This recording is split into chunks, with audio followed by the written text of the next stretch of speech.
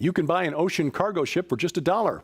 President Obama ticks off the Brits, and the government of Turkey seizes Christian churches. This is SkyWatchTV for Monday, April 25th, 2016. I'm Derek Gilbert. First up, President Obama wants German help for a future war with Russia. According to German Economic News publication there, the president is demanding that Germany deploy its armed forces to NATO's eastern borders at Poland and the Baltic states. The newspaper reporting that the president is holding a summit meeting there today in Hanover, Germany, with the leaders of Germany, Angela Merkel, Italy's Matteo Renzi, France's François Hollande, and Britain's David Cameron. The objective reportedly to create a military force of the 5 nations in NATO countries bordering on Russia. Now, in addition, after the nuclear deal with Iran, which was ostensibly to keep Iran from developing nuclear missiles, the U.S. is not ending but rather expanding its deployment of anti-ballistic missiles in Eastern Europe, which makes it kind of obvious that the goal was not to defend against Iran, but against Russia all along. Now, of course, Russian President Vladimir Putin not happy about it. Back in January, he called out President Obama over this deployment. Now, the question here, not being asked by Western media, at least not that I've seen, is why is the United States pushing this confrontational approach with Russia? Remember last week, the USS Donald Cook was buzzed by a Russian Su-24, but you have to make clear that it was only 70 miles away from a Russian Navy base at Kaliningrad and was in the middle of military exercises while it was doing so. Now, ask yourself, would you be just a little bit disturbed if a Russian destroyer carrying its top-of-the-line air defense system was conducting military exercises 70 miles off the coast of, say, Charleston, South Carolina, or San Diego? Well, President Obama also managed to irritate the Brits over the weekend. The United Kingdom is voting on Brexit, or British exit from the European Union. That vote scheduled for June 23rd. Well, the president said that if Britain leaves the Union, it will be at the back of the queue for future trade deals with the United States. Needless to say, many Britons were not pleased by this thinly veiled threat. Supporters of Brexit actually furious that the president would presume to lecture them on their internal affairs. London Mayor Boris Johnson, who's rather outspoken, to say the least, said that Obama's lecture may reflect the part Kenyan president's ancestral dislike of the British Empire, as Kenya was part of until the early 1960s. Well, the pro-Brexit supporters in the UK may be correct. It's come to light that plans for a United States of Europe have been drawn up behind Britain's back. A document signed by government officials from Germany, France, and Italy, and Luxembourg last September call for creating a union of the European states. This new superstate would take central control over the economy, social and cultural affairs, and security and defense policy. The paper says that concrete proposals will be drawn up next month in advance of the British vote on Brexit. This revelation, a bit of a blow to UK Prime Minister David Cameron, who is pushing British voters to vote to stay in the European Union. He's been trying to reassure them that remaining in the EU would not be a threat to British independence and sovereignty.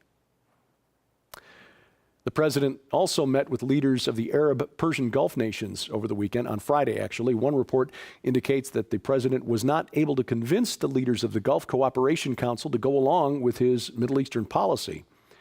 For their part, Saudi Arabia, Kuwait, Qatar, Oman, Bahrain, and the United Arab Emirates were not able to persuade President Obama to go along with their proposals, which included American F-35s to counter Iran's growing missile threat, and for the U.S. to stop cooperating with Russia in working toward a political solution to the civil war in Syria, and to cooperate with the GCC in overthrowing Syria's President Bashar al-Assad. Well, Obama refused, and so it appears that his last meeting with the Arab leaders of the GCC ended without a single agreement, which isn't necessarily a bad thing, given that they basically want the U.S. to be their hired muscle in taking out their enemies in the Persian Gulf region, namely Syria and Iran.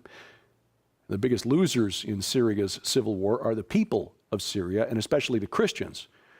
of which there were 2 million in Syria before the war started in 2011, now reportedly fewer than 500,000. Speaking of Iran's missile program, American intelligence sources said Sunday that they're not sure that Iran's new ICBM was really for putting a satellite in orbit, as Tehran claimed. It may have been to test the third stage of a new ICBM that's considered to be part of a key part of Iran's long-range missile development program. Things are getting grim for the cash-strapped Islamic State. The collapse in oil prices and attacks by Russia and the U.S. have reduced revenue for ISIS from about $80 million a month to about $56 million. So they're trying to fill a budget hole. I told you last week, one way they're trying to do it, reportedly killing their own injured soldiers so they can harvest their organs and sell them off on the black market. Well, needless to say, doing things like that affects the troops' morale. And according to an Arabic news source, Al Samariya News, ISIS is now having to deal with defections. Al Samariya reports that 45 defectors who were caught trying to flee the battlefield from the scene of a fight in Iraq were executed recently in Mosul by locking them in the morgue's freezer for 24 hours and letting them die a slow, agonizing death by freezing. And as the war turns against ISIS, ISIS shows, well, it's willing to turn on its own to keep them in line. In Turkey, our so-called ally there has seized all 6 Christian churches in the southeastern city of Diyarbakir. Population of that city, about 930,000. It's the largest city in southeast Turkey, considered the unofficial capital of Turkish Kurdistan.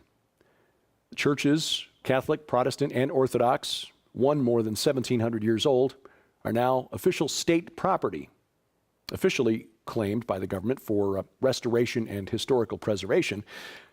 But none of the mosques in Diyarbakir were commandeered.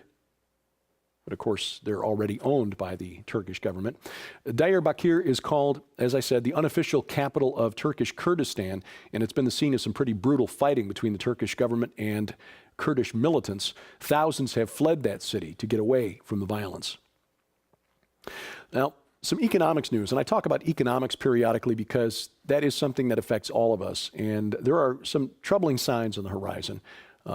I try not to get too sensationalist with predictions of gloom and doom, but there are things that when they catch my attention, I want to pass along to you.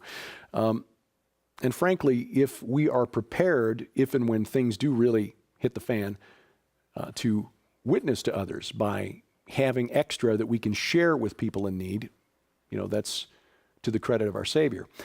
Well, here's a story I didn't expect to see when I got up this morning. The Bank of Japan, the central bank in Japan, has been buying up ETFs, or exchange-traded funds, as part of its stimulus plan to get the Japanese economy rolling again.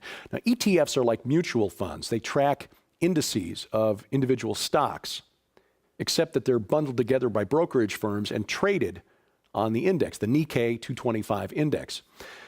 This is the Bank of Japan's way to try to inject liquidity, cash, into the market to keep the economy moving, to encourage people to borrow, spend, invest, and so forth. The Bank of Japan has been buying up about $27 billion worth of ETFs a year as part of this stimulus plan. And the Bank of Japan, in so doing, has become one of the 10 largest shareholders in 90% of the companies traded on the Nikkei 225. 200 out of the 225 companies, when you list their top stockholders, the Bank of Japan is among the top 10. The Bank of Japan is already the largest owner of sovereign debt, bonds issued by the government of Japan. It owns over a third of government debt in Japan.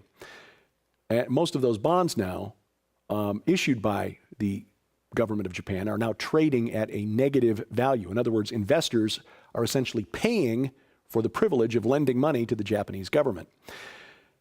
The Bank of Japan now also owns more than half of those ETFs, exchange-traded funds, traded through the Nikkei 225. The bank's benchmark lending rate, the rate it charges member banks in the Bank of Japan system, is now negative, to encourage those banks to borrow money from the Bank of Japan and then turn around and lend it out and inject more money into the economy, get people spending and buying again. But it's not working. The economy is stagnating. The Nikkei index, even with all of the purchases of those ETFs by the Bank of Japan, has dropped over almost 8.5% so far this year. And yet, even with the evidence that the bank's stimulus plan isn't working, lawmakers in Japan may vote to double down on this purchase plan as early as Thursday of this week, increase the number of ETFs purchased by, or the value of the ETFs purchased by the Bank of Japan to about $63 billion a year. Vote coming up on Thursday. Now, at that rate, the Bank of Japan could become the #1 shareholder in about 40 of the 225 companies on the Nikkei index by the end of next year. Now look, Japan already has a debt to GDP ratio of 211%. The Bank of Japan has already cornered the market on government bonds and is in the process of cornering the market of stocks, corporate stocks in Japan. Why would any investor in their right mind put any money into any Japanese company right now when the value of those stocks has been so distorted by the central bank's purchasing of those stocks? Not only this, it removes any incentive for corporations in Japan to get their business plan in order because they know the Bank of Japan is the backstop. The Bank of Japan will keep buying their stocks and driving up the value regardless of how well the company does. So now here's a bigger question for us Americans. How does the Federal Reserve likewise distort the American economy? The answer, we don't really know. Because unlike the Bank of Japan, which publishes all this information, the Federal Reserve doesn't like to open its books. Now, we do know, thanks to an inspector general who was tasked with looking at the Toxic Asset Relief Program, TARP, the bank bailout from 2007, 2008. We do know that the government's commitment to bail out the banks was not the $700 billion they told us and that Congress voted on. Their commitment to bail out the banks was actually $16.8 trillion. That's trillion with a T. And not just American banks, but banks all over the planet benefited from the Federal Reserve. Basically, central banks, not just the Fed or the Bank of Japan, but the European Central Bank and the individual central banks in and around Europe, there are a number of others that are already in negative interest rate territory as they try to stimulate their economies. They appear to have become risk-free hedge funds, betting on stocks, betting on bonds, and if those investments begin to lose money, who cares? They can print more. The problem is, at some point, as the example of Japan shows, at some point, these central banks will corner the markets in their respective nations on bonds and on stocks, and there will be no more assets for the bank to purchase in order to stimulate the economy. Or investors will wake up, realize the emperor has no clothes, and pull their money out of the market because you can't trust the stock's valuation anymore because of the manipulation and distortion caused by the participation of the central bank. Or the bank will at some point try to shrink its balance sheet and sell off all of these assets that they've accumulated. In Japan, again, that's more than half of the equities traded on the Nikkei index and a third of the total government debt market, Japanese bond market. They try to dump all those at once, prices would crash. Any way this works out, it doesn't appear to this observer that there is a good ending for this.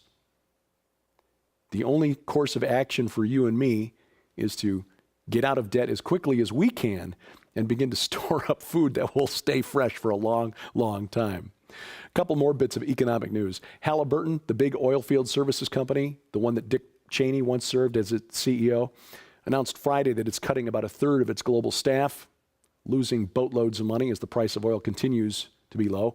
And it is now cheaper to buy a bulk freight cargo ship than a cup of Starbucks coffee. A company called Golden Port, shipping company in the UK, one of the last shipping companies still listed on the London Stock Exchange, has delisted from the exchange as its stock is now trading below £1. Sold off its 8 remaining cargo ships for $1. The company's CEO said that the economic slowdown in China, combined with an oversupply of cargo ships built during the last boom, means the cost for hiring a ship is now below operating expenses. This is why we keep an eye on what's happening around the world so that you can be prepared. Not to give a spirit of fear, but just to be prepared. And we're expanding our offerings, both on the internet and our SkyWatch TV channel on Roku. New programs there include Into the Multiverse, of course, Sci Friday now with its own program. And if you've not yet seen the first 2 installments of SkyWatch Women, Sharon Gilbert, my best friend, my wife, conducting interviews with the ladies who will be part of SkyWatch Women when it debuts later this fall. Some one-on-one interviews to find out more about their lives and their ministries.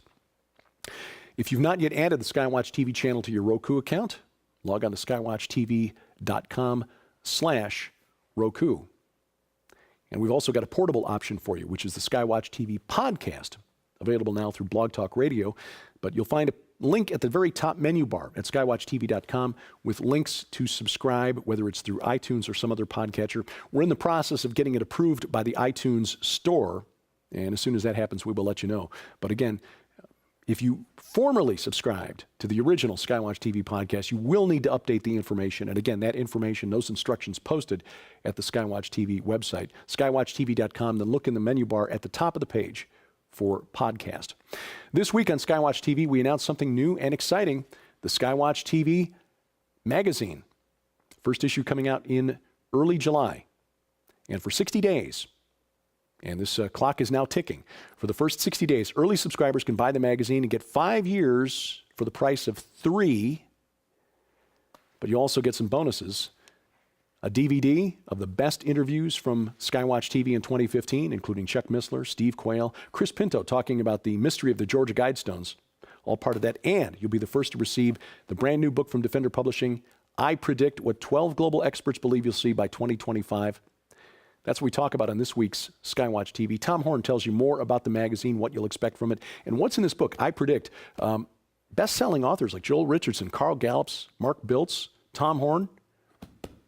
Again, that's available now at the SkyWatch TV channel on Roku. You'll also see it this evening on the Victory Television Network down in Arkansas and around Memphis. Multiple places around the country tomorrow. Wednesday, you'll find SkyWatch TV on the Cornerstone Network.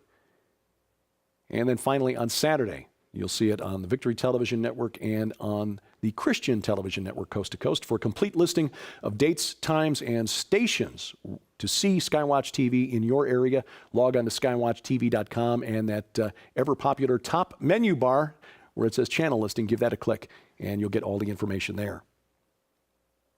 The Rocky Mountain International Prophecy Conference can come to your home. Now, we're not going to bring all 32 speakers directly to your home, but we will bring them via the internet, live streaming video in high def. All 32 speakers featured. There are 3 packages available. For information and to find out more and to sign up, log on to the website of our friends at Prophecy Watchers. That's prophecywatchers.com. And keeping this all going depends on your support, and we truly appreciate it. During the month of April, your gift of $20 or more, we will send you as a thank you this Amazing Grace glass block paperweight and the audiobook edition of Tom and Nita Horn's exciting supernatural thriller, The Ahriman Gate. Again, that's our thank you for your gift of $20 or more. To donate, log on to skywatchtv.com/donate. And of course, you can help us with just your index finger or whatever finger you use to click the mouse. Click like, click share, click subscribe at these places on the internet.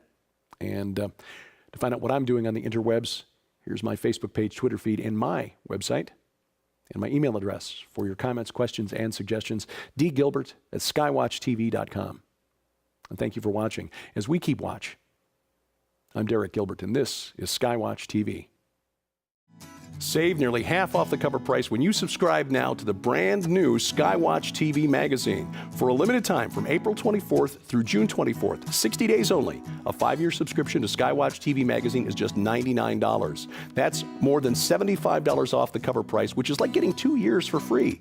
Exclusive content, articles on prophecy, discovery, and the supernatural from Tom Horn, Chris Putnam, Josh Peck, science updates from Sharon K. Gilbert, geopolitics from yours truly, and guest writers like Pulitzer Prize-nominated journalist Troy Anderson, renowned Bible scholar Dr. Michael Heiser, Pentagon advisor Lieutenant Colonel Bob McGinnis, and more. But there is more.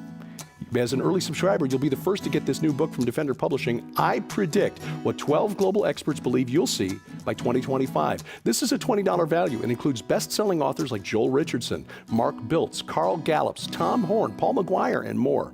Find out what they think about the coming war between ISIS and the Vatican, the future of the Temple Mount and the Ark of the Covenant, a worldwide manifestation of angels, and the coming age of human hybrids. And we'll also add this DVD, The Best of SkyWatch TV 2015, a $25 value, including our most compelling interviews from last year, including Chuck Missler, Steve Quayle, the discussion of the Georgia Guidestones with Chris Pinto, and more.